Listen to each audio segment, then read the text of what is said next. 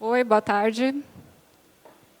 Como falaram, meu nome é Bruna, eu sou doutoranda em Física. Eu trabalho com computação quântica topológica, mais na área de materiais, mas eu tenho muito interesse na parte de software também, e eu gosto bastante de falar, fazer divulgação científica na área, por isso eu divulgo também esse arroba aí, que é o do meu Instagram e do Twitter, mas eu falo depois sobre isso. Tá. Então, essa palestra aqui, pelo fato de ser na estágio, eu quero que seja um negócio bem amplo, assim, e o menos técnico possível. Eu espero não complicar muito. Então, eu vou começar com o que é computação quântica, de um jeito mais ou menos um pouco restrito, né? Porque eu vou falar um pouco sobre como bits estão para qubits. Os qubits são a versão quântica dos bits, que é a versão da computação clássica. Então, se a gente, na computação clássica, tem zeros e uns, ignora a notação ali, não vem ao caso, mas a gente tem zeros e uns, né, originalmente, e agora a gente vai poder ter algo mais complexo. Para quem lembra de álgebra linear, isso daí seria um vetor coluna. Faz sentido na construção matemática do negócio, mas o importante é perceber que é nada mais do que um bit, em que você tem algumas possibilidades melhores pelo fato de você ter algumas propriedades quânticas, né? Por isso o gatinho ele está ilustrando o gatinho de Schrödinger, que tem a ver com a ideia de superposição de estados. Então, você não tem só 0 e 1, você pode estar em mais de um estado ao mesmo tempo. E se você pensar em álgebra linear, você tem essa esfera também, vetores podem ser representados no espaço, você pode pensar nisso, então, como... Vejam que a parte de cima da esfera tem um 0, a de baixo tem 1, então é algo ali no meio, né?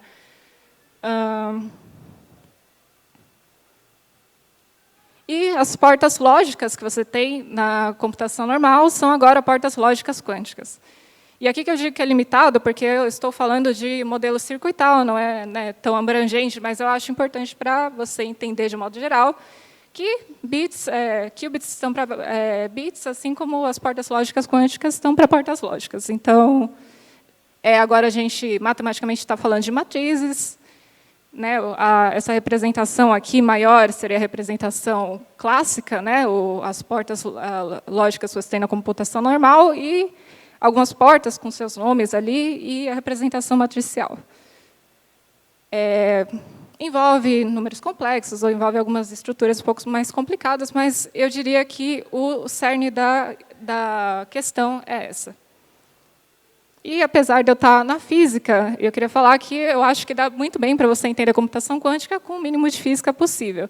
Não porque eu não gosto de física, eu adoro física, mas eu acho que superposição, emaranhamento, que são duas coisas importantes, é um conceito tão sutil que, às vezes, é até melhor você entender um pouco mais desse ponto de vista, né?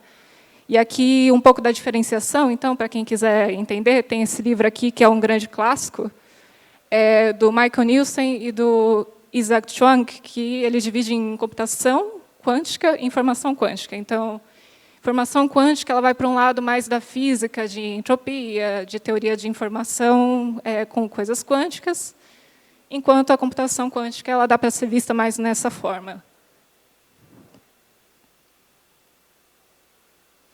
Como é? Né? O que caracteriza um computador quântico? O que caracteriza um qubit? Então, o que caracteriza primeiro um computador quântico? Né, não dá para dizer qualquer coisa um computador quântico. Então, um dos critérios que a gente tem, a gente chama de critério de Diffie-Hellman, que é um teórico. E é só uma guia, existem algumas outras versões disso, mas, basicamente, a gente precisa de universalidade, que é um conjunto universal de portões, né, ou portas lógicas quânticas, que vai conseguir reproduzir toda a computação que você precisar. Você tem um conjunto limitado, mas você consegue montar outras portas com base neles. Tolerância a erro, que é a capacidade de você suprimir esses erros, aí, seja você colocando mais qubits, né, para você adicionar uma redundância ali, ou então você fazer alguma coisa fisicamente que já é meio resistente a erros. E escalabilidade é muito interessante, né? Se você tem alguns qubits, você pode expandir isso para vários qubits. e construir um computador, né, maior, de forma sem perder o que a gente chama de fidelidade. Fidelidade é melhor falar em termos de coerência, né? Fidelidade é um conceito um pouco mais sutil, mas coerência é a habilidade do seu estado de se manter quântico. Então, decoerência é quando algo acontece, geralmente alguma coisa, sei lá, algum problema, deixa eu ver, é o que a gente chama de ruído, né? Para quem estava na palestra de computação quântica já, ruído, algo térmico, alguma coisa do tipo, pode ser que interfira, né? Os sistemas quânticos geralmente são muito delicados. Então, existe um tempo aí que a gente vai caracterizar que é importante que ele seja longo. Então, basicamente, um conjunto que não precisa ser todas as portas possíveis, tolerância a erros e alguma forma de você criar estados, vários estados em sequência, e de forma que ele não perca as suas características, a sua fidelidade.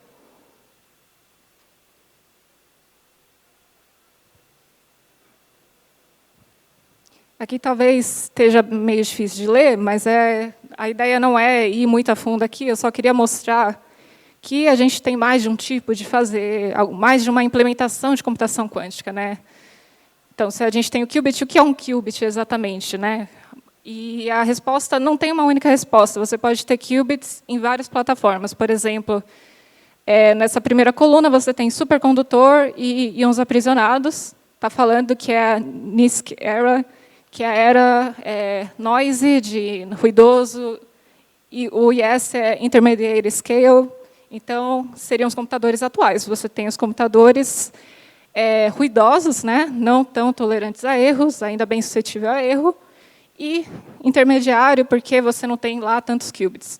Esses são os mais promissores, você tem IBM, você tem Google nessa parte, e mais para frente você tem outros que até existem, ou então não existem, mas já tem, né, alguma ideia de que ele pode funcionar, você pode fazer um qubit, você pode cumprir os critérios de Dvitchians, por exemplo, que são os fotônicos, os à base de silício, topológico.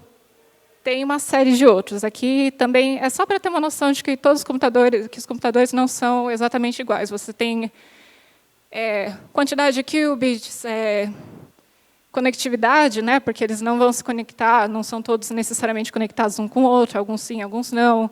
Quanto tempo que demora para ele ter esse problema de decoerência que eu comentei. Embaixo tem umas coisas mais qualitativas que é interessante também de ver, que é a questão de criogênico, né? Operação criogênica, quer dizer, então, que ele tem que ser resfriado, altamente resfriado. Veja que nem todos, né? Fotônico, por exemplo, é temperatura ambiente. Então, só uma geralzona sobre isso. Alguns algoritmos importantes.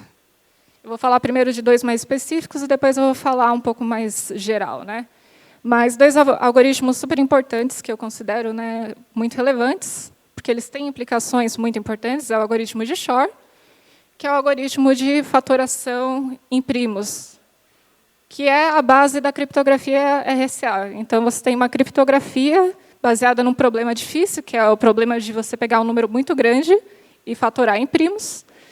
E, pelo fato de ser difícil para um computador clássico, você fala, isso daí dá para ser usado como um protocolo de criptografia. E a questão é que essa quebra de criptografia ela é otimizada com algoritmo quântico.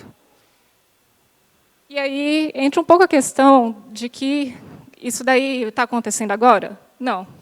Até porque assim, a criptografia RSA é extremamente importante, é uma das mais utilizadas, então estaria todo mundo em pânico, né? Não está acontecendo agora. Mas é algo que é uma questão de você ter mais qubits, para você poder codificar o número, tal, você ter tolerância a erros, etc. e tal. Digamos assim que a teoria já está avançada o suficiente para você dizer que algoritmo de Shor quebrar RSA é uma questão de tempo. Então, esse negócio chama muita atenção. Vou falar um pouco mais depois sobre isso.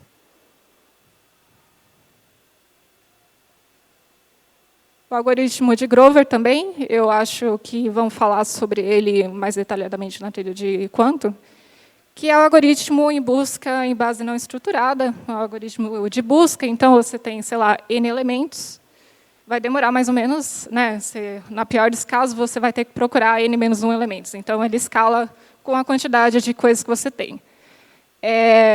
Então, para quem conhece, né, complexidade, ele vai de n para a raiz de n. Então, ele dá uma melhorada polinomial, esse algoritmo específico. E ele é interessante também, ele tem essa questão da segurança, pelo fato de que você pode usar para inverter funções. E isso pode ser usado para ataques de força bruta, então ele é um problema de segurança também. Ataque de força bruta seria você chutar várias senhas até achar e, sei lá, e logar, né? Grosso modo falando. Aparentemente pode comprometer blockchain também, mas eu não entendo muito bem. Aqui na parte de promessas da área, eu vou falar um pouco mais geral sobre alguns outros algoritmos, que são esses algoritmos variacionais, algoritmos de otimização, quer dizer, problemas de otimização.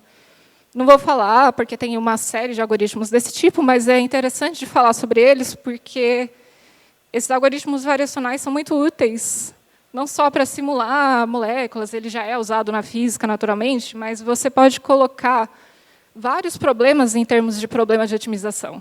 Qualquer coisa que você coloque, sei lá, maximizar o lucro, minimizar alguma coisa, qualquer coisa que você coloque em termos de otimizar, maximizar, minimizar, sei lá, é o tipo de problema que você pode usar algoritmo variacional. Então, se a gente estava falando de problemas mais específicos, aqui abre um pouco o leque. Agora que se você conseguir colocar em termos, ajuda bastante. E um pouco nessa vibe, você tem, por exemplo, a aplicação financeira com Qiskit. O Qiskit é uma das linguagens, eu vou falar um pouco mais detalhes, mas,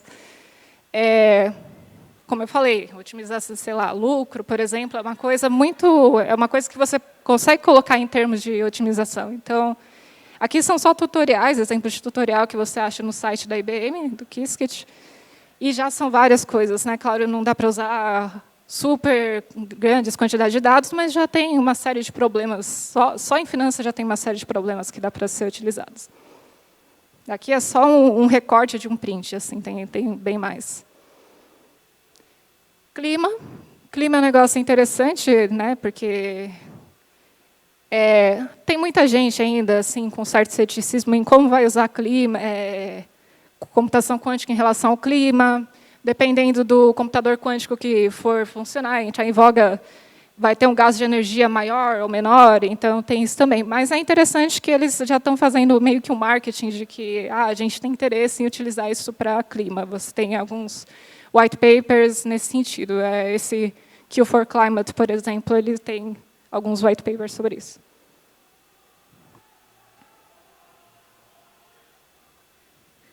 Machine Learning, vou falar depois sobre, né, outras linguagens falam disso, mas eu quis destacar o PennyLane, que é uma linguagem de uma empresa chamada Zana, do Canadá, que eles são bem focados em computação quântica.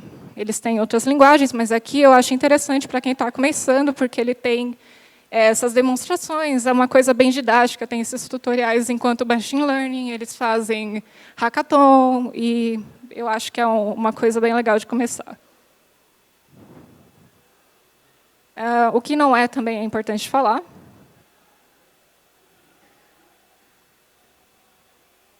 Não é necessariamente superior à computação atual. Eu acho que eu meio que já sinalizei isso falando de problemas específicos, né? Problema de otimização, problema, sei lá, Grover, Shor. Mas existe essa ideia de que você vai ter qubits e pronto, acabou. Você vai conseguir colocar tudo em paralelo e fazer. Mas não é bem assim. Você usa a superposição e você otimiza algumas coisas, mas ele não necessariamente vai melhorar qualquer coisa. Eu coloquei aqui um gráfico de complexidade só para explicar que cada problema tem a sua complexidade, né? Tem a sua linhazinha ali na complexidade, e você não necessariamente vai melhorar qualquer coisa de qualquer jeito. Tem alguns que melhoram muito, tem outros que nem melhoram, né? Shor e Grover são dois que melhoram bastante, assim, bem evidentemente, mas nem sempre vai ter essa melhora. Muito caso a caso. Aí aqui tem, para ter uma noção melhor de como se dá isso, né, quão variado é isso, tem uma série de algoritmos, né, Grover, como eu mencionei, está ali. Esse gráfico está mostrando robustez, que é a resistência a erros, seja, né, correção de erros por conta própria ou qualquer coisa que seja. Quanto que o erro vai impactar nele? E embaixo, se vai melhorar, né, se vai otimizar ou não, se vai ficar mais rápido ou não. Leia-se mais rápido ou consumir menos memória. Né? Então, Grover está ali como um que a robustez é baixa, mas você também tem uma melhora polinomial, como eu tinha falado. Esses de cima, que estão escritos workhorses, a maioria aqui é variacional. Então, veja que está numa parte que você não tem certeza para onde que vai. Se vai melhorar, se não vai melhorar. Existe uma ideia de melhora, vira e mexe, aparece artigo sobre, mas não é um negócio assim que você consegue falar para todos, justamente porque não tem bem uma classe de problemas sobre isso. Então, é esse tipo de coisa. Shor, por exemplo, está lá como melhora exponencial, como eu tinha falado, é um dos que mais melhora. HHL, que é um sobre... é útil para álgebra linear de matrizes muito grandes. Então, é bem variado. Veja que existe todo um espaço ali para incerteza sobre isso.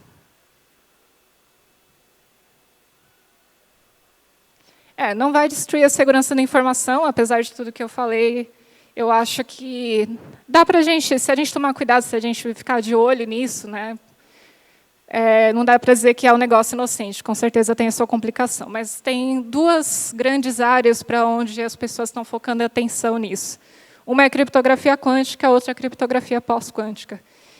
E são coisas completamente diferentes. A criptografia quântica é meio que uma área da física, digamos, da computação, que não é bem computação quântica, ela está indo para um lado meio que paralelo, assim. Ele usa física, usa quântica, mas ele usa propriedades completamente diferentes.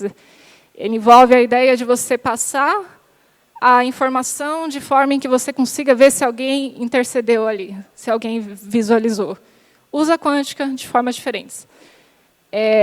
E também tenho em mente que, né, pelo fato de usar de forma diferente, ele está progredindo uma velocidade diferente que computação quântica.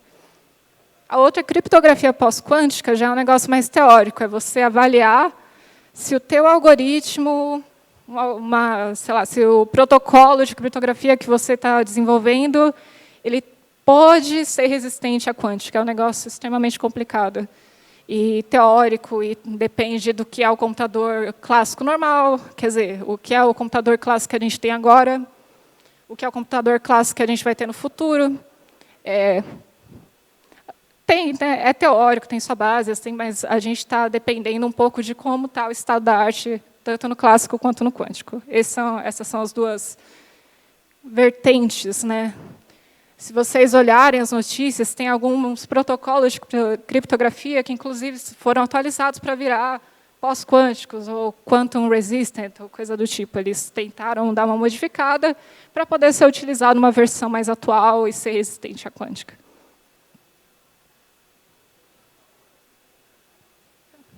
Essa parte aqui é interessante, mas investimento um pouco bem vagamente, porque eu não tenho super acesso a esses dados, né? Teria que pagar para achar dados mais atualizados, mas eu vou falar um pouco por cima. Alguns destaques aqui vão para IBM, Google, Microsoft, Amazon, por motivos óbvios, né? São empresas já grandes, consolidadas. Então, investir em computação quântica, né, não está tão distante aí. Tem essas outras, a Rigetti, a D-Wave, Honeywell, a IonQ, várias. Destaquei essas daí. Eu não tenho certeza.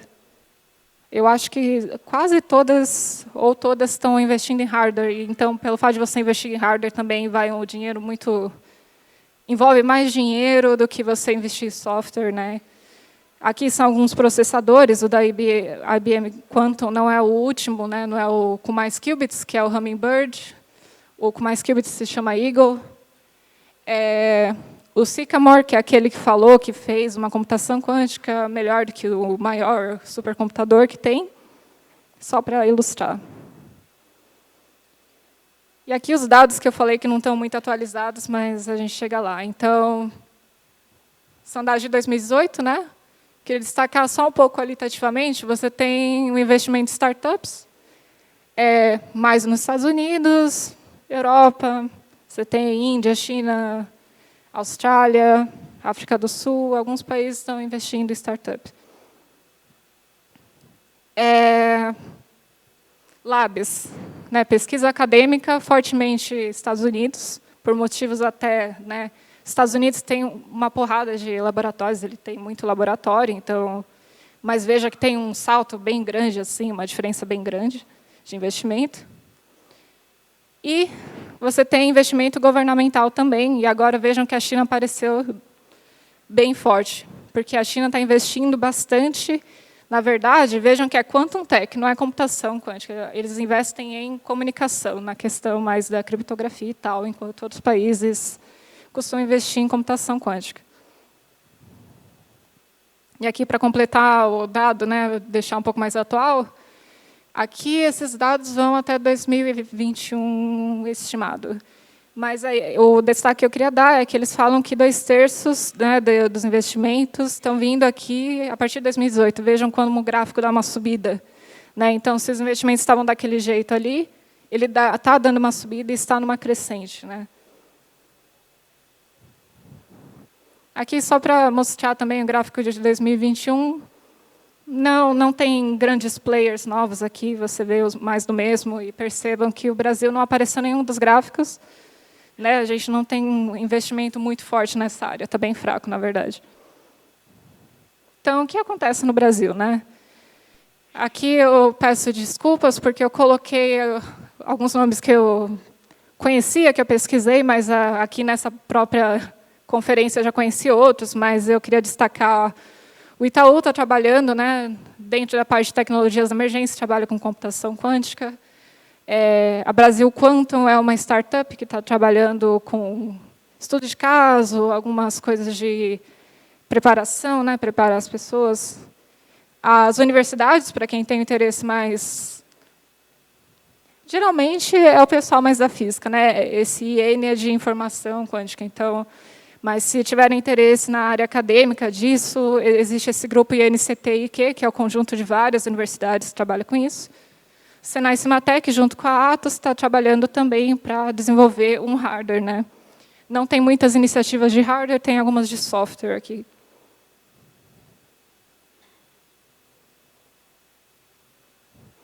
Então, como que a gente se posiciona? Né? O que a gente faz com relação ao que a gente tem, o que a gente pode fazer? Se a gente estiver interessado nessa área, quiser se preparar.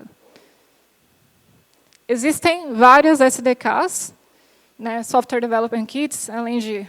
Né, eu vou falar um pouco das linguagens aqui, muita coisa open source para estudar. Muito conteúdo de estudo open source também.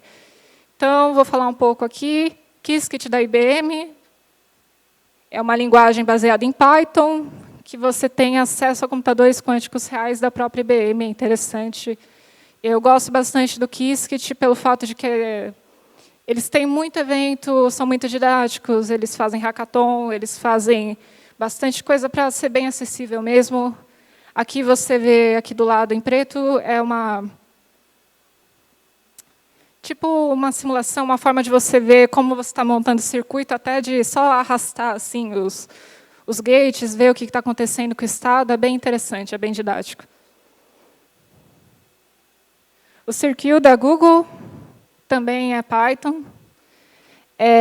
Dou destaque aqui pelo fato de ter o TensorFlow Quantum, então quem está interessado, né, em aprendizado de máquina, está acostumado com TensorFlow. Os dois são da Google, né? Então tem essa ponte, né, via TensorFlow. PennyLane, Strawberry Fields, como eu comentei, da Xanadu. O PennyLane, que eu tinha falado, mais voltado para aprendizado de máquina, essas coisas. Strawberry Fields, ele parece um pouco com Qiskit. É tudo Python, né, de novo. Mas tem alguns detalhes assim da física ali, ele trabalha com o que a gente chama de variáveis contínuas, mas também não é tão diferente assim.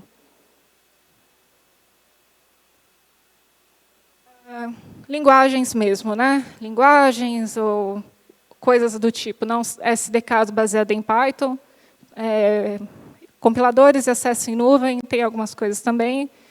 Eu dou destaque que, se você tem interesse nisso, lembre-se que nem todas são compatíveis com todos os hardwares, né? Porque, geralmente, você tem que fazer um negócio mais específico para o seu hardware.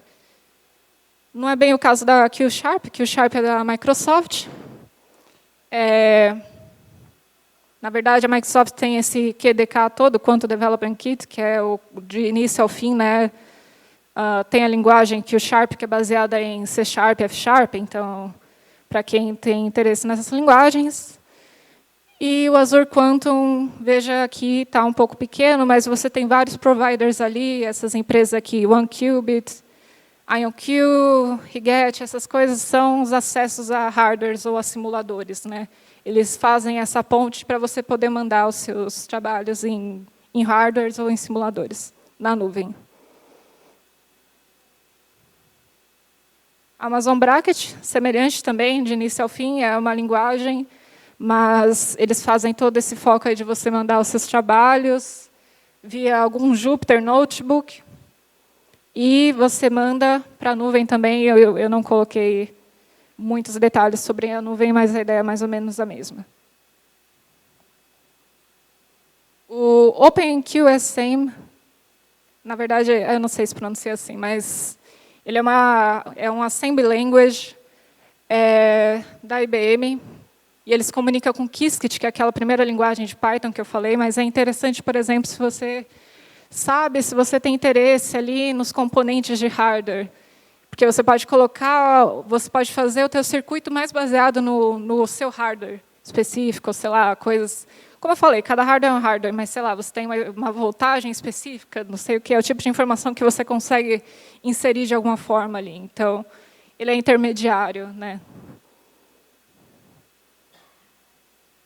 Lugares que eu acho interessante ver informação, Quantum Computing Report, ele dá informações mais assim.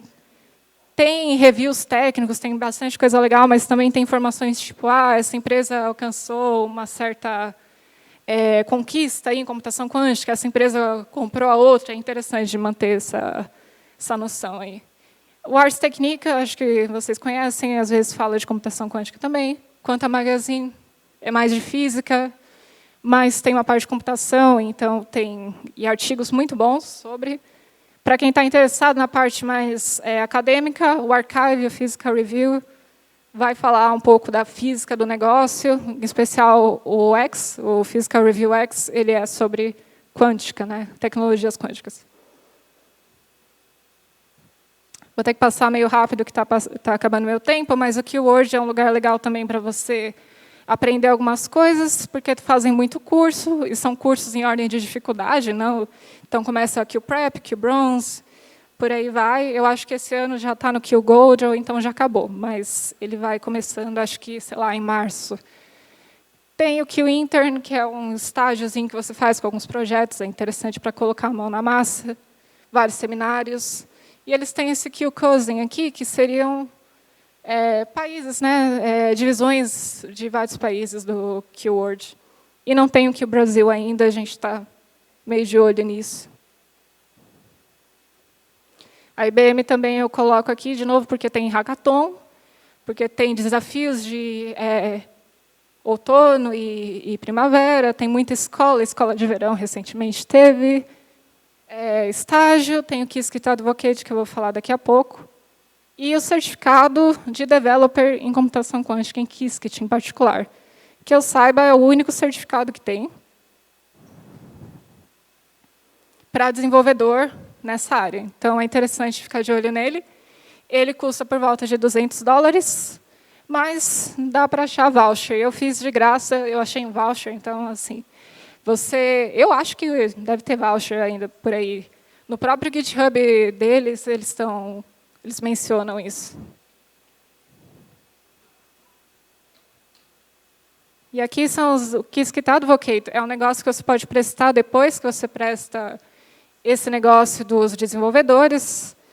E eu coloquei aqui, primeiro, quem está na trilha de Quantum deve reconhecer, acho que, pelo menos, sei lá, umas 5 pessoas aqui, porque a galera está toda aqui, praticamente. Só tem 16 advocates no Brasil inteiro.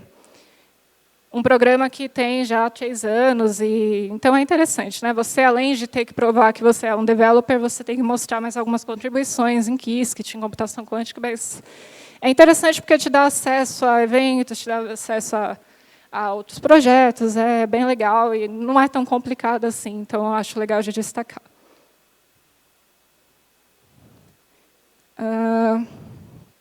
Passar aqui rapidinho, só a Xanadu tem tutoriais também, tem estágios, acho que não vale muito a pena entrar muito nisso.